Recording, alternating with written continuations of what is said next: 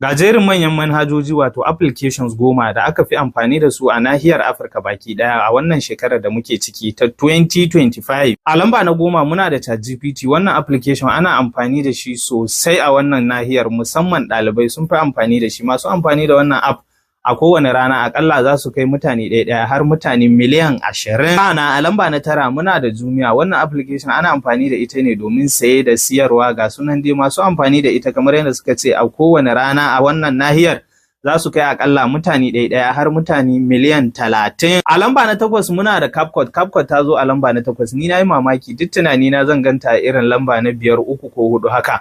Tana ɗaya daga cikin app da ake amfani da su sosai, musamman content creators. Masu amfani da wannan apps a nahiyar Afirka baki ɗaya a kowane rana akalla su ma za su kai mutane kamar miliyan 30. A lamba na 7 kuwa muna da Opera Mini da Opera News. Wannan fa ana amfani da shi sosai domin samun labarai da ke faruwa a ƙasa da wajen ƙasa har ma duniya baki ɗaya. Zan iya cewa masu amfani da wannan sun kai akalla mutane ɗaya dai a nahiyar ta Afirka, kimanin mutane miliyan 50 ne ke amfani da shi a kowane rana. A lamba na 6 kuwa muna da Telegram. Wai ma ana mining sosai kamar da kuwa. Masu amfani da wannan app din a nahiyar Afirka akalla sun kai mutane miliyan 1 har miliyan 80. A lamba na 5 muna da Google Maps. Ana amfani da shi sosai fiye da duk yanda kake tunani a wannan nahiyar ta Afirka domin tambaya, sanin abubuwa da dama, wanda masu amfani da shi a kowane rana a nahiyar ta Afirka wai sun kai akalla mutane miliyan 1 har miliyan 100. Ni ina ma tamanin zai fi haka. A lamba na 4 kuwa muna da TikTok, ɗaya daga cikin manhajan da aka fi amfani da shi a nahiyar baki ɗaya. In nishaɗi ne gashi, in karatu kake so, malamai, boko, waye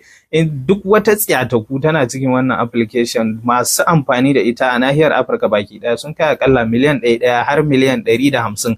Ni sai nake gani ya kamata ya fi miliyan 150 don masu hawan TikTok a rana suna ko a Najeriya kaɗai, ai abun ba wasa ba. Kana a lamba na 3 muna da Instagram. Ana amfani da Instagram sosai fiye da duk yanda kuke tunani. Masu amfani da wannan application a rana sun kai akalla miliyan 1 har miliyan 200, har da ni kenan fa a ciki. A lamba na 2 kuwa muna da Facebook. Ni na gama tunanin zan ga Facebook a lamba na 1. Masu amfani da Facebook fa suna da yawa sosai, musamman ma masu neman monetization. Ai kaɗai sun ishi Facebook ta ganin content iri-iri. Masu amfani da wannan sun kai akalla mutane miliyan 1 kowane rana a nahiyar ta Afirka, wanda mun kai akalla miliyan 1 har miliyan 100 har miliyan 300. Sai daga ƙarshe a lamba na 1 wai applications da aka fi amfani da ita a nahiyar Afirka baki ɗaya ita ce WhatsApp. Masu amfani da WhatsApp a kowane rana suna da mugun yawa, wanda sun kai akalla miliyan 1 har miliyan 300 da 'yan kai.